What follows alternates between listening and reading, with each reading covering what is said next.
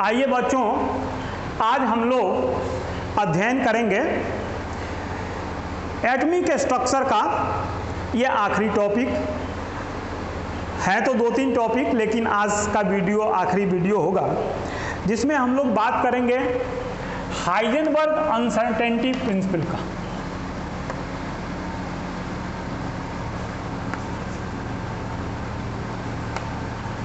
Uncertainty principle का, इसको हम लोग कहते हैं हाइजेनबर्ग के अनिश्चितता का सिद्धांत।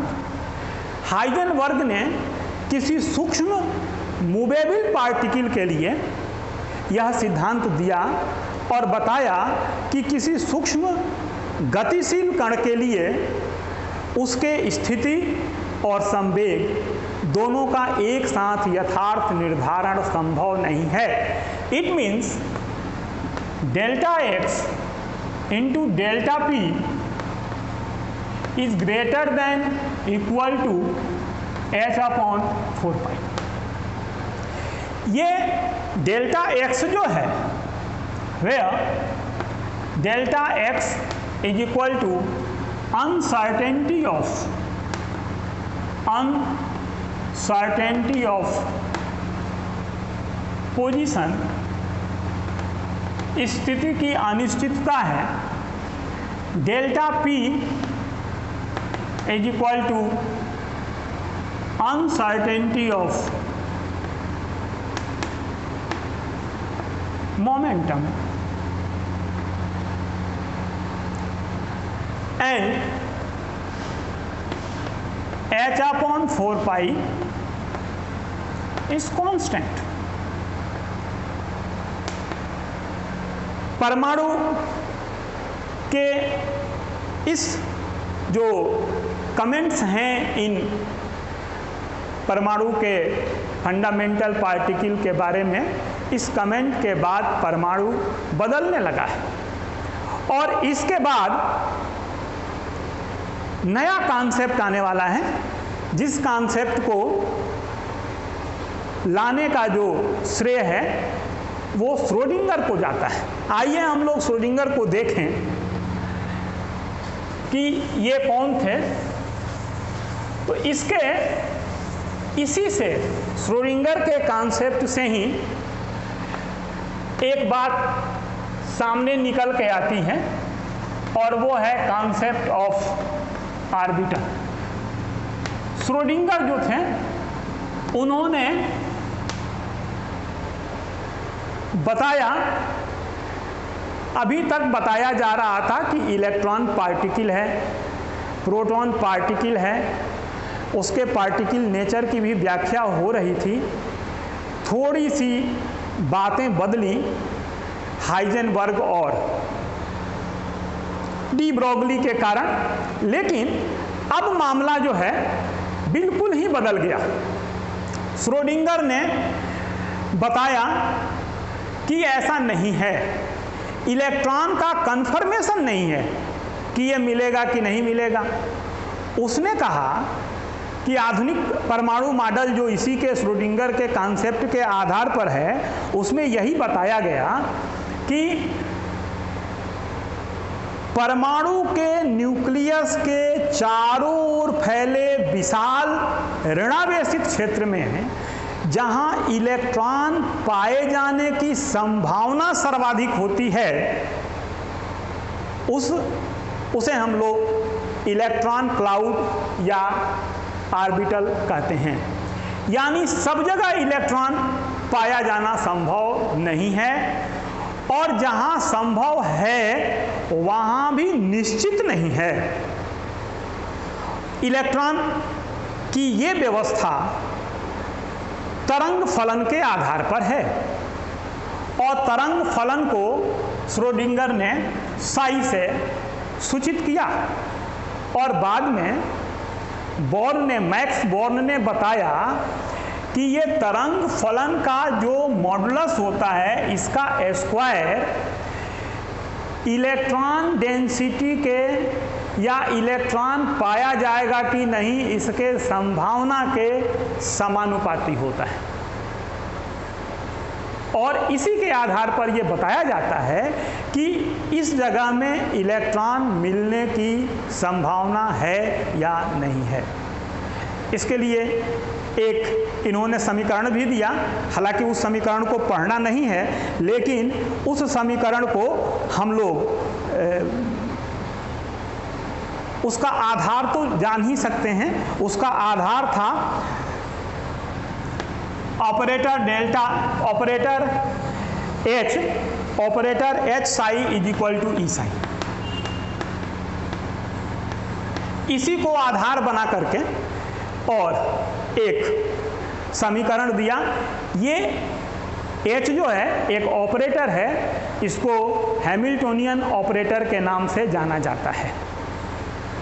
ठीक है, जैसे हम लोग 2 गुणे 4 लिखें तो ये गुणा जो है ये ऑपरेटर है, तो वही H operator psi is equal to E psi।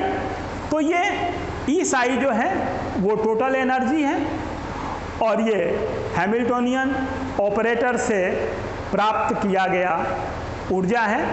और इस तरह ऑर्बिटल परमाणु में इलेक्ट्रॉन पाए जाने की संभावना इसी आधार पर बताई जाती है। तो हम लोगों ने देखा कि ऑर्बिटल क्या है। ऑर्बिटल जो हैं यहीं से महोदय, यहीं से इसी समीकरण से, जो श्रोडिंगर का समीकरण है, इसी समीकरण से प्राप्त किए गए quantum number n l m के मान इसी श्रोडिंगर इक्वेशन को हल करने के बाद क्वांटम नंबर के मान प्राप्त किए गए और उस क्वांटम संख्या से ये बताया गया कि परमाणु की इलेक्ट्रॉन की स्थिति और ऊर्जा क्या है। इसलिए ये बहुत ही महत्वपूर्ण बात है और इसको ध्यान में रखना जरूरी है।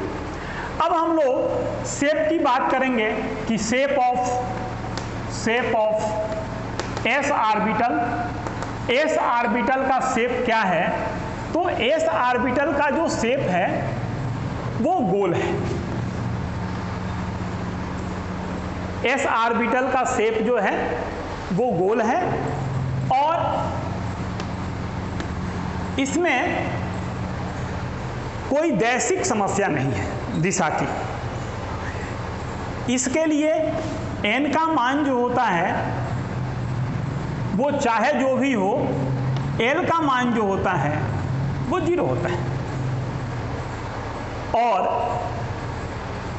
जैसे हम लोगों ने ऑर्बिटल के बारे में जाना कि ऑर्बिटल क्या है, वैसे हम लोग और जान सकते थे, वो है नोड एंड नोडल प्लेन।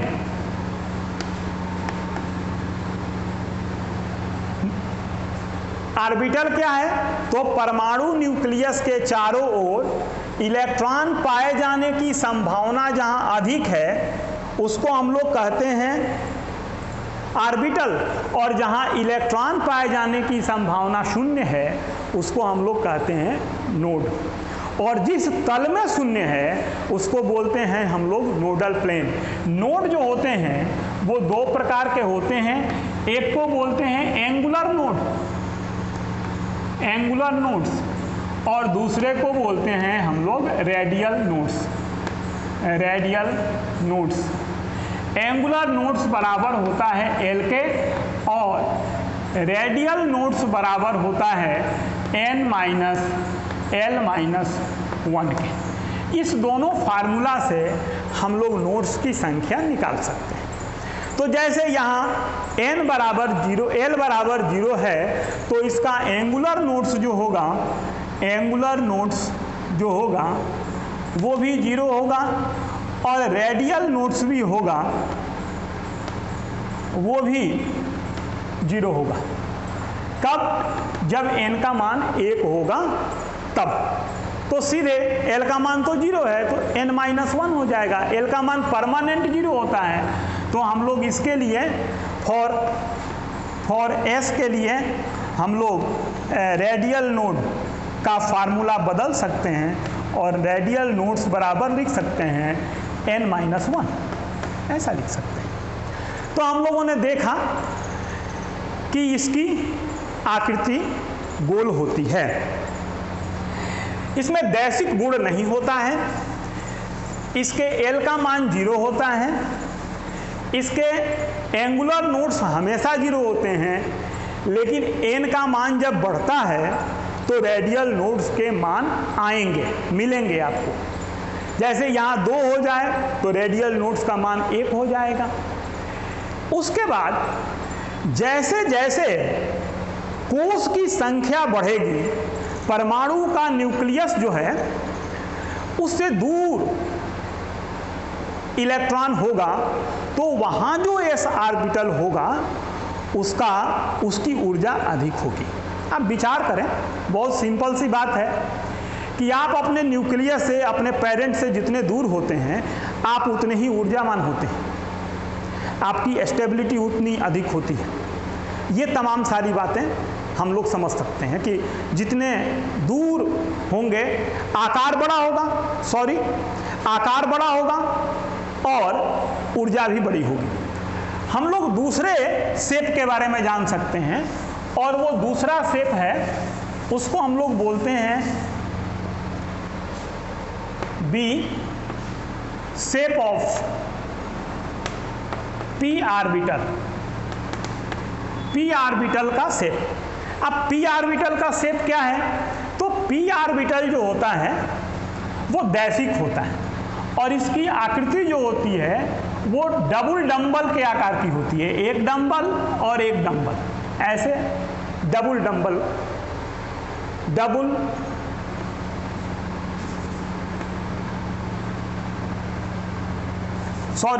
के आकार की होती है,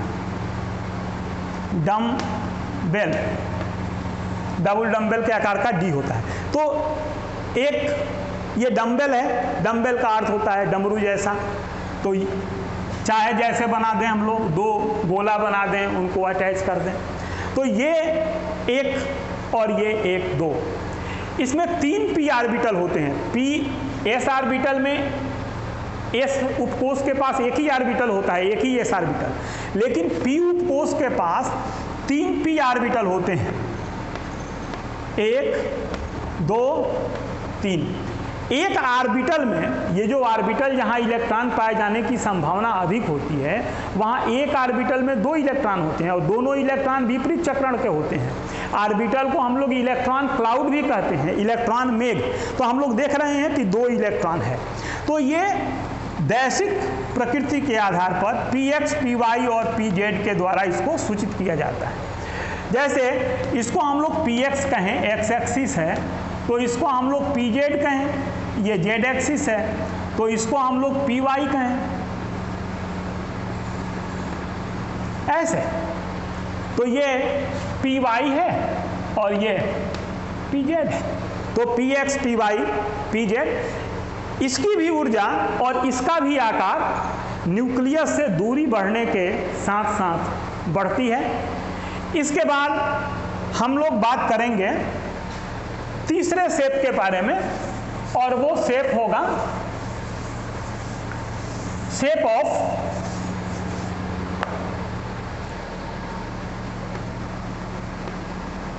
of D orbitals. D orbitals के शेप कैसे होंगे? तो इनका आकार जो होगा वो डबल डंबल जैसा होगा, डंबल जैसा होगा। पहले कोष में केवल एस उपकोष होता है, पहले कोष में। दूसरे कोष में एस और पी दोनों होते हैं। तो जो पी ऑर्बिटल थे वो दूसरे कोष से मिलना शुरू होंगे, तो उनके एल का मान 1 होता है। ये तीसरे कोष से मिलना शुरू होते हैं, तो इनके एल का मान जो होता है वो 2 होता है। जब एल का मान 2 होता है तो एन का न्यूनतम मान 3 होगा, यानी एन जो होगा वो 3 से कम नहीं होगा। तीसरे कोष से पी उपकोष मिलना शुरू होंगे, और इनका जो एम होता है वो +L2 -l तक जाता है, इसको हम लोग पढ़ चुके हैं। तो +2 +1 0 -1 -2 यहाँ तक जाता है। यानी इसमें 5 ऑर्बिटल हैं, 1 2 3 4 5, 1 2 3 4 5। इनमें भी दैशिक प्रभाव होता है। इनमें ये जो 5 ऑर्बिटल होते हैं, इसमें 3 तो ऐसे होते हैं dxy, dyz, dxz, फिर 2 ऐसे होते हैं dx² -y² और dz²। इसमें से ये जो पहले 4 होते हैं, इसमें 2 डंबल होते हैं, यानी एक ऐसा और एक ऐसा, ये 2 डंबल होते हैं, 1 2 3 4।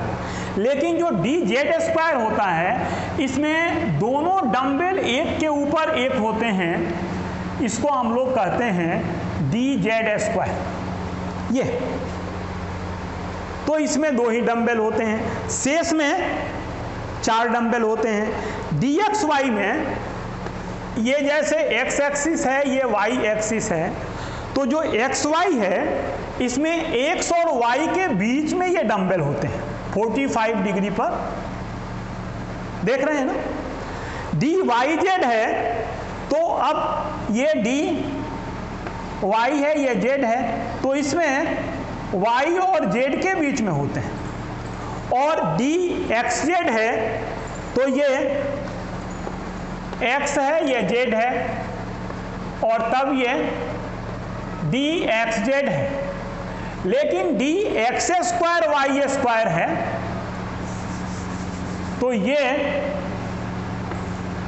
dx² y² है, इसमें उसके बीच में नहीं होता, ये x है, ये y है, ये उसी एक्सिस पर इसके डंबल होते हैं।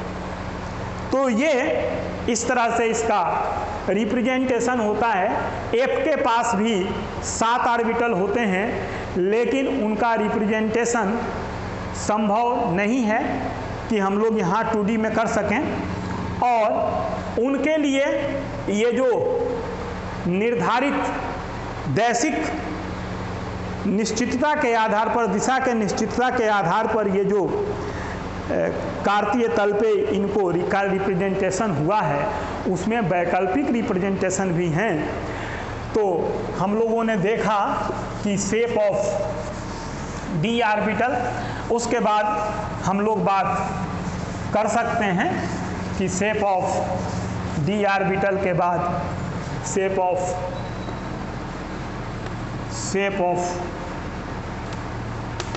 f orbital.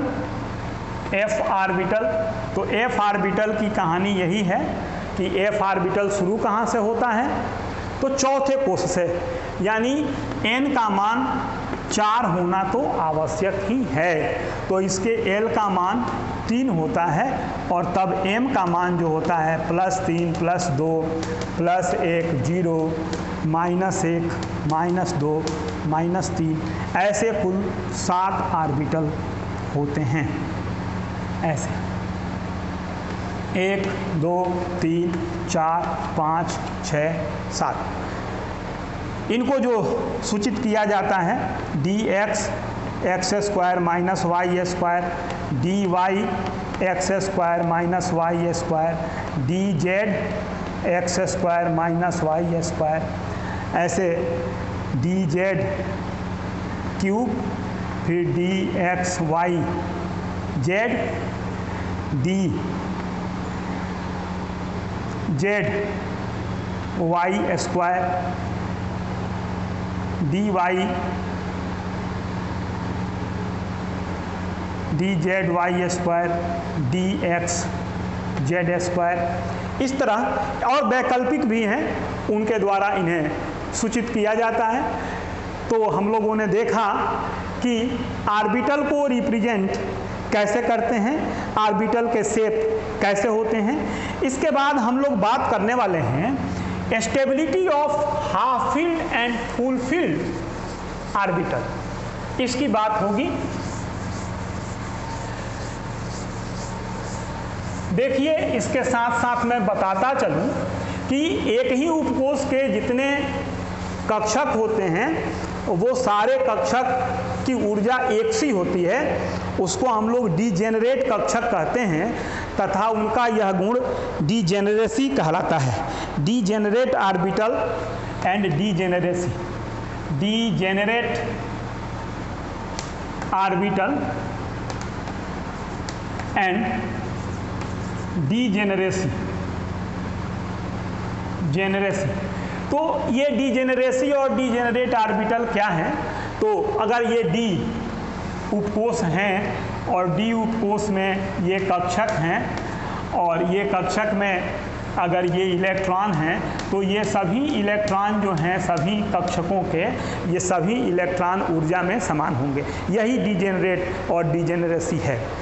लेकिन जब इन्हें चुंबकीय फील्ड में ले जाया जाता है तो इनमें दैशिक प्रभाव के आधार पर ये दो वर्गों में बंट जाते हैं। तो हम लोगों ने, और इनकी डीजेनरेसी अपभ्रष्टता भंग हो जाती है। तो एक तो ये बात हुई। दूसरी बात हम लोग करने वाले थे और वो था stability of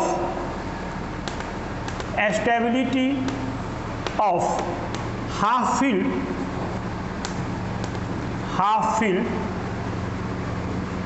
and full filled orbital,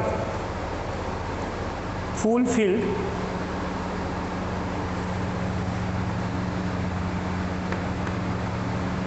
orbitals.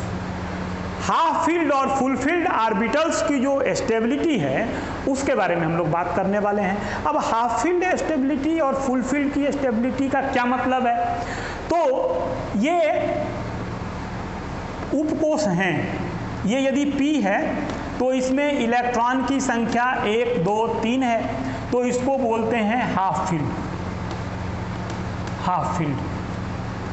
और ये यदि P है और इसमें इलेक्ट्रॉन की संख्या 1, 2, 3, 4, 5, 6 है, तो इसको बोलते हैं फुल फील्ड। इसी तरह ये फुल फील्ड है। इसी तरह इसके यदि डी ऑर्बिटल हम लोग बना दें तो इसमें हम लोग दो उपकोष डी हो गया और इसमें 2 ऑर्बिटल की संख्या और बढ़ जाएगी, इसमें 5 ऑर्बिटल हो गए। तो इसमें यदि इलेक्ट्रॉन पूरे भरे हैं और इसमें इलेक्ट्रॉन आधे भरे हैं, लेकिन यदि ऐसा हो तो 1, 2, 3, 4, 1, 2, 3, 4, 5, 6। अब ये ना फुल फील्ड है और ना हाफ फील्ड है। इसमें होता क्या है कि यदि फुल फील्ड या हाफ फील्ड होगा तो इन परिस्थितियों में इसमें सिमेट्री रहती है। सिमेट्री का अर्थ जानते हैं आप?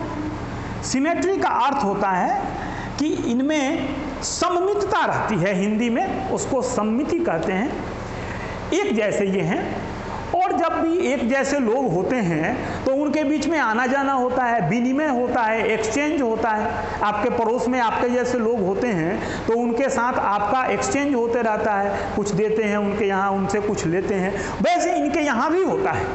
इनमें जब सिमेट्री पाई जाती है तो इनके इलेक्ट्रॉन इधर को जाते हैं या इनके इलेक्ट्रॉन इधर को जाते हैं और ये सब वापस इनके पास भी आ सकते हैं। देखते हैं ना? तो इन परिस्थितियों में इलेक्ट्रॉन के विनिमय से ऊर्जा मुक्त होती है और उस ऊर्जा के मुक्त होने के कारण इनमें स्थायित्व अधिक होता है। तो हम लोगों ने समझा कि हाफ फील्ड और फुल फील्ड में स्टेबिलिटी अधिक होती है। इसके पहले आप जान ही चुके हैं कि जिनके बाह्यतम कोष में अयुग्मित इलेक्ट्रॉन होते हैं वो पैरामैग्नेटिक होते हैं और जिनके बाह्यतम कोष में युग्मित इलेक्ट्रॉन होते हैं वो डाईमैग्नेटिक होते हैं, यानी प्रतिचुंबकीय होते हैं। तो इसी कॉन्सेप्ट के साथ हम लोग इस चैप्टर को अलविदा कहने वाले हैं। इनमें बहुत सारी बातें हम लोगों ने जाना है इस चैप्टर में, और सीखा है। हम चाहेंगे कि उसका अभ्यास करेंगे, आप विधिवत नोट्स बनाएंगे, अपने नोट्स को हमें दिखाने का भी प्रयास करेंगे।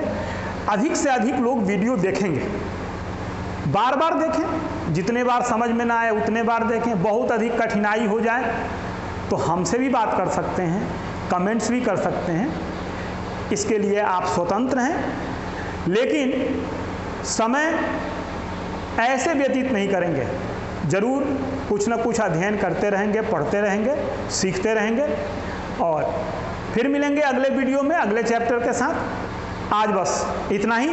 Thank you.